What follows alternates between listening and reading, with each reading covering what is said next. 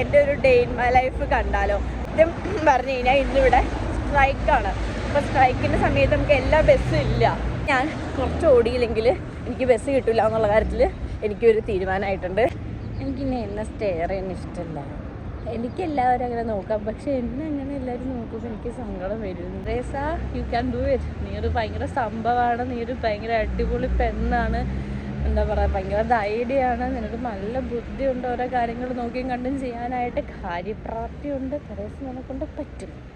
ഇതാണ് എൻ്റെ മോട്ടിവേഷൻ. ഞാൻ എന്നെ തന്നെ മോട്ടിവേറ്റ് ചെയ്യും. ഇനി എനിക്ക് മോട്ടിവേഷൻ കുറവാണെന്ന് തോന്നിക്കഴിഞ്ഞാൽ ഞാൻ എൻ്റെ ചെറുക്കനെ വിളിക്കും. ചെറുക്കൻ്റെ ഒരു മോട്ടിവേഷൻ ഉണ്ട്, അത് കേട്ട് കഴിഞ്ഞാൽ ആരായാലും മോട്ടിവേറ്റഡ് ആവും.